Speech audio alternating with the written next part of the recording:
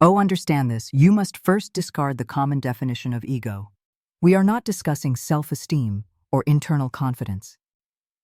In the context of female psychology, the ego is, for the most part, an externalized construct. It is a social armor. It is a reflection she sees in the eyes of others. This ego is not built from within. It is assembled. It is assembled from the validation of her peers, the approval of her social circle, the desire of men, and the envy of other women. It is a structure built on a foundation of external validation. And because it is built on an external foundation, it is not a fortress. It is a house of cards. To deconstruct this ego, you do not attack it. An attack only validates its existence. An attack tells her the ego is real and worth defending. You do not fight it, you do not argue with it, and you do not challenge it directly. You simply remove its foundation. The entire system of the modern female ego runs on one fuel: validation. Think of it as a currency. Attention is the currency, validation is the transaction, and social media is the central bank. Every like, every comment, every DM, every man who looks, and every woman who envies is a deposit. Her ego is the balance in that account. When she posts a picture, she is not just sharing a moment. She is making a market inquiry. She is asking the world, what am I worth today? The subsequent flood of validation is not just a confidence boost. It is the raw material she uses to maintain her sense of self. This creates the primary vulnerability. Her ego is not self-sustaining. It requires constant, daily, even hourly, external input. If that input is disrupted, the entire structure begins to shake. A man who understands this never competes for her attention. He understands that his attention is one of the most potent forms of this validation currency. Most men give this away for free, flooding her market, inflating her ego to unsustainable levels, and making themselves worthless in the process. They love bomb her, showering her with compliments and attention, effectively building the very pedestal she will later look down on them from. The man who can deconstruct her ego understands that his validation is a tool. It is not a gift, it is a strategic resource. And the most powerful thing you can do with a strategic resource is to show you are willing to withhold it. The moment you demonstrate, not through words, but through action, that you are unfazed by her beauty, unimpressed by her status, and indifferent to her approval, you have done something catastrophic to her worldview. You have introduced a new data point that her ego cannot process: a man who does not validate her. This is the first crack. She will immediately try to fix this. She will try to earn your validation. This is her first critical mistake. The moment she begins to work for your approval, she has ceded all control. She has implicitly admitted that your frame is stronger than hers, that your validation has value, and that her ego is now contingent on you.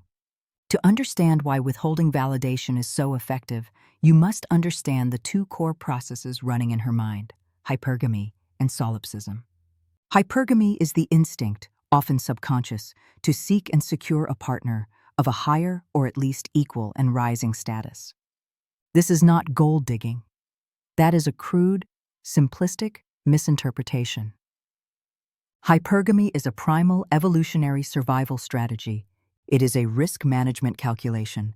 She is biologically programmed to find the best, strongest, most competent man she can, because that man provides the best chance of survival and success for her and her potential offspring. Her ego is deeply tied to this. A woman's ego is stable, and her attraction is high when she genuinely believes her partner is better than her, more competent, more disciplined, more emotionally stable, or more successful. He is her rock. But when a man is weak, when he is constantly seeking her validation, when he is needy and emotional, he signals to her primal brain that he is the one of lower status. This flips the hypergamous switch. Her attraction dies and her contempt grows. Her ego, in this instance, becomes inflated and defensive. She must build herself up to compensate for his weakness. This is why a woman cannot love a man she does not respect. And she cannot respect a man she can psychologically dominate. Solipsism is the second program. It is the belief, often unconscious, that her subjective emotional experience is objective reality. The world is perceived only through her feelings. What I feel is true. Don't tingin namin This is why logical arguments with a woman in an emotional state are pointless. You are bringing facts to a feeling-based reality. It's like trying to use a map of New York to navigate London. Her ego is a fortress of her current feelings. I feel like you're attacking me, therefore you are attacking me. I feel like you don't love me, therefore you don't. These two programs, hypergamy and solipsism, create the framework. Hypergamy means she is constantly testing the status of her partner. Solipsism means this reality is based on how she feels in the moment. The destruction of her ego, therefore, is not about breaking her down. It is about establishing a new reality for her. It is about demonstrating, through your actions, that you are so firmly rooted in your own frame and mission that her emotional reality breaks against you. When she realizes her feelings cannot manipulate you, her solipsistic reality shatters. When she sees you are unaffected, her hypergamous instinct registers you as high status. This combination is the key. You are not destroying her ego. You are subsuming it. You are replacing her chaotic, validation-based reality with a new, more stable one that is centered on your frame. This is not a single act, but a process. It is the consistent application of psychological levers that starve her external ego and force her to seek a new anchor. Lever 1. Strategic indifference, the validation famine. This is the most fundamental tool. It is the opposite of the nice guy approach. The nice guy floods her with validation, hoping to be liked. He is the emotional court jester. Strategic indifference is the behavior of the king. The king does not need to announce he is king. He does not ask for approval. His presence is the reality. Strategic indifference works by creating a pattern disrupt. She is used to men being an open book, reacting to her every move. When you are indifferent, you are unreadable. You are a puzzle. For example, hot-cold behavior. This is a classic potent application. You provide a small amount of validation, a moment of intense presence, a specific compliment. This is the hot. Then you pull away completely. You become busy, distant, and uninterested. This is the cold. The effect. The hot phase proved you were capable of validating her, so she knows the cold phase is a choice. This drives her into a state of psychological panic. Her ego asks, "What did I do wrong? How do I get that validation back?" She is now no longer thinking about her 1,000 other options. She is thinking only about you. Lever 2. Ambiguity, the open loop. The female ego craves certainty. It needs to label and categorize.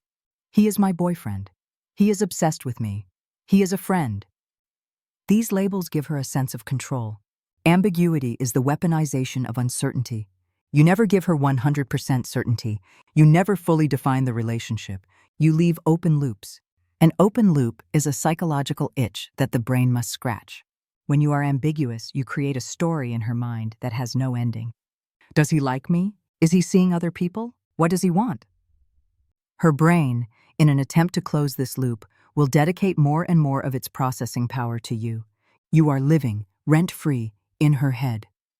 The more she thinks about you, the more she values you. This is a fundamental psychological principle. We do not value things we get. We value things we work for.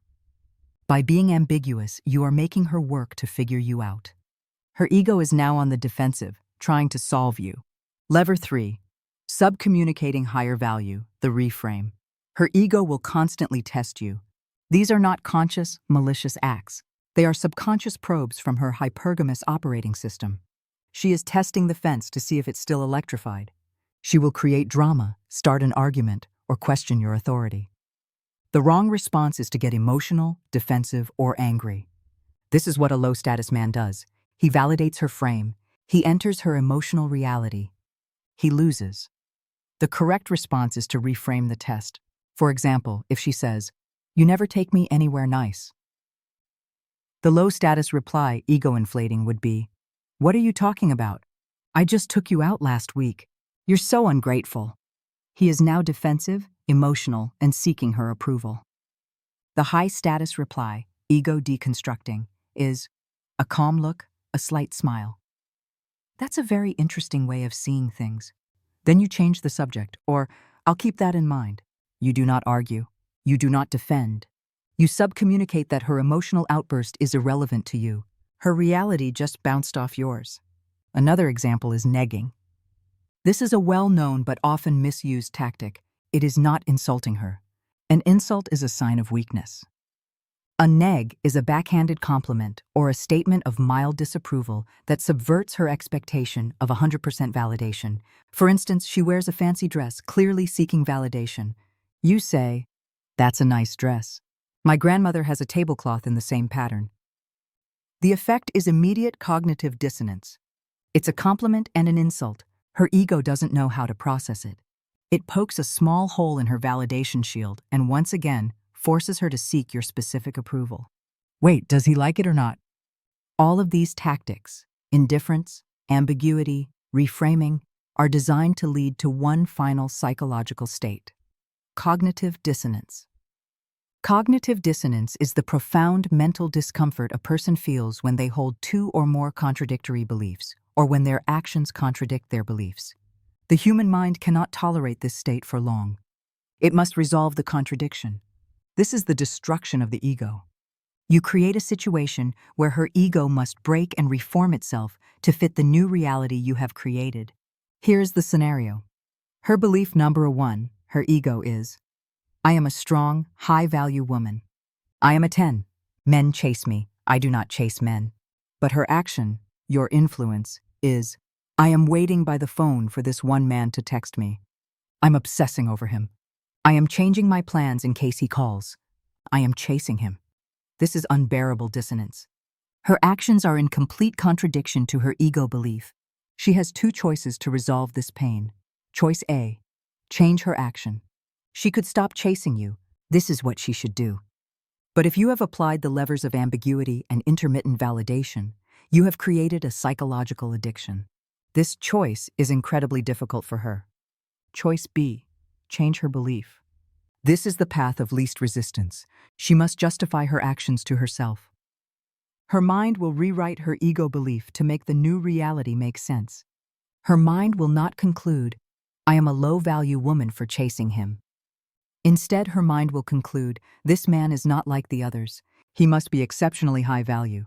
His time is more valuable than mine. His frame is stronger than mine. My chasing him is not a sign of my weakness. It is a sign of his incredible strength. It is justified." In this moment, the destruction is complete. Her old, externalized ego, the one built on the validation of the masses, has been shattered. It has been replaced by a new, more focused ego, one that is anchored to your frame. She has deconstructed her own reality to fit into yours. This is not a game of emotion. It is a process of understanding and applying psychological levers. The female ego, being so heavily dependent on the external world, is uniquely vulnerable to the man who can control the inputs of that world. He who controls the validation controls the reality, and he who controls the reality controls the ego.